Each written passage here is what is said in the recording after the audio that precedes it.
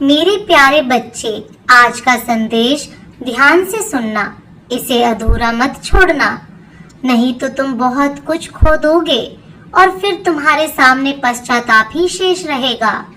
एक महिला आपके बहुत करीब है, आपके बारे में सब कुछ जानती है। वो आपसे बहुत प्रेम करती है और इसीलिए वह स्वर्ग से कुछ कह रही है। वह महिला अभी आपकी वर्तमान स्थिति देख रही है और उसे बहुत दुख हो रहा है। यह सब देखकर कि आप अभी कितने कष्ट और पीड़ा में हैं। स्वर्ग से आपको आशीर्वाद देना चाहती है, उन्नति का आशीर्वाद है। इसलिए आप चिंता छोड़ दें, क्योंकि उसके आशीर्वाद के कारण शीघ्र ही आपको सभी कष्टों से मुक्ति मिलेगी, आपको धन का लाभ होगा। वह महिला आपके परिवार की एक पूर्वज है। वह अपने परिवार को उन्नति करता हुआ देखना चाहती है और इसीलिए आज आपको एक विशेष आशीर्वाद दे रही है। आपके परिवार में से किसी सदस्य की नौकरी लगेगी या उसे धन का लाभ होगा, ताकि आप अपनी वर्तमान स्थिति को सुधार सकें और सुख से जीवन बिता सकें। मेरे बच्चे, तुम अभी बहुत परेशानियों को झेल रहे हो। जीवन में आगे बढ़ने के लिए बहुत मेहनत कर रहे हो, किंतु बार बार तुम्हें असफलता ही मिल रही है। अभी तुम्हें अपने पूर्वज के विशेष आशीर्वाद की आवश्यकता है, इसीलिए वह महिला तुम्हें आशीर्वाद दे रही है। मेरे बच्चे, तुम चिंता मत करो, समय कभी भी एक जैसा नहीं रहता। तुम्हारा कठिन संघर्ष मुझसे छुपा नहीं है, मैं सब देख रहा हूँ। शीघ्र तुम्हारे पास एक अच्छी नौकरी होगी, एक सुंदर मकान होगा और यह सब तुम्हारे परिश्रम और बड़ों के आशीर्वाद का परिणाम है। लेकिन मेरे बच्चे, एक बात याद रखना, तुम्हें मेहनत करते रहना है, थक कर या हार कर रुकना नहीं है, क्योंकि तुम अपने मंजिल के बहुत नजदीक हो।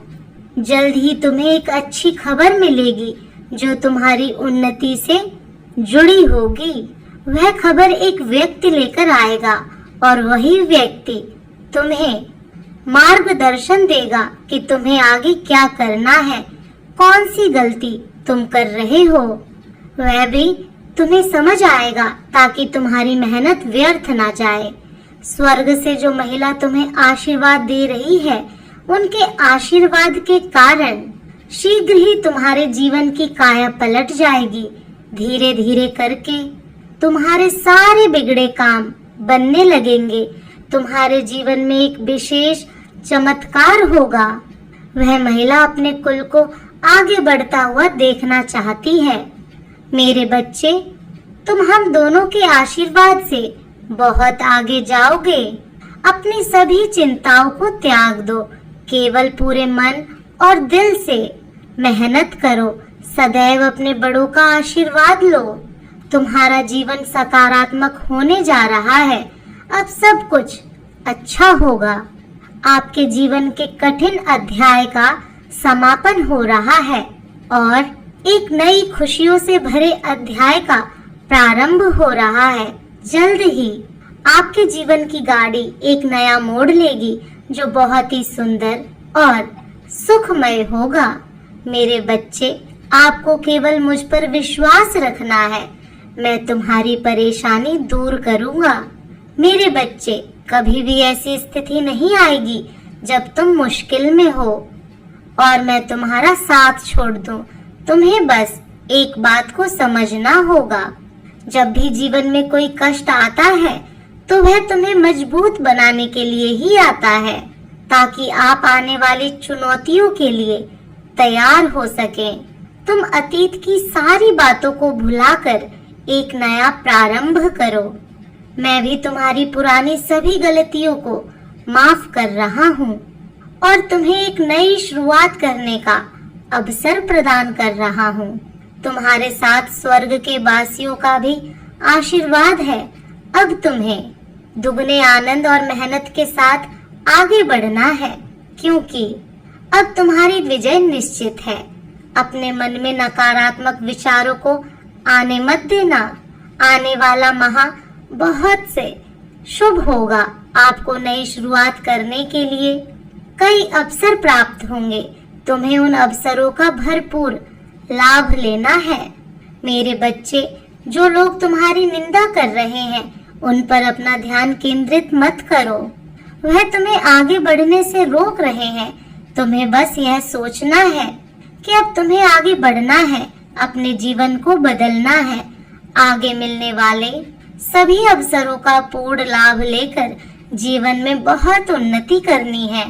मैं तुम्हें आशीर्वाद के रूप में मानसिक सुख और अच्छा स्वास्थ्य प्रदान कर रहा हूँ, ताकि तुम पूरे मन से कार्य कर सको, कोई भी बाधा तुम्हारी राह में ना आए। मेरे बच्चे, आगे बढ़ो। मेरा और तुम्हारे बड़ों का आशीर्वाद तुम्हारे साथ है। तुम्हारा कल्याण हो। यदि मेरा संदेश तुम्हें प्राप्त हुआ है तो सिर्फ तुम आज जीवन का एक ऐसा सत्य जानोगे जिसे जानकर तुम्हें हैरानी होगी, क्योंकि तुम्हारे मन में उठता हर समय यह प्रश्न है कि मैं इतना पूजा पाठ करता हूँ फिर भी मेरा कार्य पूर्ण क्यों नहीं हो रहा। मेरे बच्चे, उसका उत्तर आज तुम्हें मिल जाएगा, क्योंकि मेरे बच्चे, हर बात के पीछे कारण होता है। कारण अच्छा हो या बुरा, लेकिन होता जरूर है। यह बात सत्य है। बस केवल तुम्हें साधारण आंखों से ना तो वह कारण दिखाई देता है, ना ही तुम जानते हो कि आगे तुम्हारे जीवन में क्या होने वाला है। तुम केवल यह देख सकते हो, वर्तमान में चल रही बातों को जान सकते हो। जैसा समय तुम्हारे समक्ष, उस समय के बारे में तुम्हें ज्ञात होता है, लेकिन कुछ ऐसी बातें हैं जो तुम्हें जानना बहुत जरूरी है, क्योंकि जिसको संपूर्ण ज्ञान हो जाता है वह ना तो परेशान होता है किसी चीज को पाने के लिए, और ना ही मन में इन प्रश्नों को बार बार सोचकर हैरान परेशान होता है कि उसकी इच्छा पूर्ण क्यों नहीं हो रही है। मेरे बच्चे, इस बात को समझना जरूरी है कि यदि तुम ऐसा सोच रहे हो कि तुम्हारी उन्नति नहीं हो रही तो तुम गलत सोच रहे हो। आज से पहले के समय को देखो और आज के समय को देखो, दोनों में तुलना करोगे तो तुम्हें खुद ही ज्ञात हो जाएगा कि तुम पहले से कितना उन्नति कर चुके हो। बस फर्क इतना है कि तुम आज जो चाहते हो उस चीज आज के समय में तुम्हें वह प्राप्त नहीं है। इसके साथ ही कभी कभी तुम इतनी बड़ी चीजों की आश कर लेते हो जो तुम्हारे लिए बनी ही नहीं है, क्योंकि जिस प्रकार एक हाथ में 5 उंगलियां होने के बाद भी कोई भी उंगली बराबर नहीं होती, एक बड़ी होती है दूसरी उंगली की तुलना में। इसी प्रकार यह जरूरी नहीं कि तुम जो सोच रहे हो तुम्हें प्राप्त हो। जरूरी यह है कि तुम्हारे जीवन में कुछ अच्छा हो, तुम परिश्रम कर रहे हो, उसका फल तुम्हें मिले और तुम्हारी उन्नति हो। तुम जिस समय में हो उस समय से अच्छे समय में आते चले जाओ। कभी कभी बड़ी उम्मीद भी पूरा होने पर सुख का अनुभव करने से वंचित रह जाते हो, और यही तुम सबसे बड़ी गलती करते हो। सुनो मेरी बात को ध्यान पूर्वक। आज जो परिश्रम कर रहे हो, ईमानदारी रख रहे हो, उन सभी अच्छे कार्य को कर रहे हो जो तुम्हारे जीवन में उन्नति का हर रास्ता खोल देती है, तो तुम्हें सब छोड़ देना चाहिए कि तुम्हारे जीवन में कब, कहां, कैसे, क्या होगा। लेकिन बस तुम्हें इस बात पर पूर्ण भरोसा रखना चाहिए कि जो होगा वह अच्छा होगा, क्योंकि जीवन में अच्छा होना महत्व रखता है। और इसके साथ ही यह भी कारण है, तुम्हारी सोची हुई मंजिल पर शायद तुम्हारी परिश्रम पूरी नहीं हो रही है। किसी के जीवन में किसी भी इच्छा को पूर्ण करने के लिए जिस पर कार्य करना जब तुम प्रारंभ करते हो तो उस पर इतना परिश्रम करो कि तुम्हें ऐसा आभास होने लगे कि इससे ज्यादा मैं और परिश्रम नहीं कर सकता, क्योंकि जब तक लोहा इतना गर्म ना हो कि वह पिघलने ना लगे तब तुम उस लोहे को कोई भी आकार नहीं दे सकते हो। इसलिए पहले जिस प्रकार लोहे को इतना ही गर्म किया जाता है कि पिघलने लगे, उसी प्रकार खुद को कर्म की अग्नि में इतना पिघलाओ कि जैसा चाहो वैसे सांचे में डालकर ढल सको, अर्थात तुम्हारी किस्मत परिवर्तित हो जाए। मेरे बच्चे, हृदय की आवाज से सुनना। तुम्हारे हृदय में वही आवाज उत्पन्न होगी, क्योंकि किसी भी कार्य को पूर्ण करने में कार्यों की कमी तुम्हें उस मंजिल से दूर ही रखती है। ना तो मुझसे कुछ पूछने की जरूरत है और ना ही तुम्हें अपने मन को निराश करने की। मेरे बच्चे, तुम्हारा कार्य पूरा होगा या नहीं, कार्यों को करो निस्वार्थ भाव से, तब तुम्हें अवश्य फल प्राप्त होगा। मुझसे कुछ पूछना चाहो, तुम्हारे हृदय में उत्पन्न हुई आवाज ही मेरी आवाज होगी। तुम्हारे गलत कर्मों की माफी तुम्हें मिल चुकी है। मेरे बच्चे, माफी तुम्हें इसलिए मिली है क्योंकि तुमने कुछ ऐसे कार्य किए हैं जो पीछे की गई गलतियों से तुमने जो अपने खराब समय को अपनी ओर आकर्षित कर लिया था, खराब समय को परिवर्तन किया था, उसी प्रकार तुमने कुछ ऐसे कार्य किए हैं जिनके कारण से तुम्हारा अच्छा समय फिर से प्रारंभ हो चुका है और फिर से तुमने अपने कर्मों के द्वारा ही समय को फिर परिवर्तित किया है। आज मैं तुम्हें कुछ ऐसी खास बात बताने वाली हूँ जिसे सुनना तुम्हारे लिए अत्यंत आवश्यक है। यह एक कड़वा सत्य है कि हर इंसान से गलती होती है, इसमें कोई संदेह नहीं कि गुंजाइश ही नहीं है। इंसान कोई न कोई जानकर गलती कर ही देता है, लेकिन किसी भी व्यक्ति को इस बात को कदापि नहीं भूलना चाहिए कि यदि कोई भी इंसान जानबूझकर सिर्फ उसका भागीदारी होता है, अनजाने में की गई गलतियों को मैं माफ कर देती हूँ, उनकी उन गलतियों को दंड में नहीं देती। इसके साथ ही हमेशा कुछ अच्छे कार्य भी जीवन में करते रहने चाहिए, जिससे कि यदि तुमसे कोई गलती हो ही जाती तो उसकी क्षमा याचना तुम्हें मिल जाए।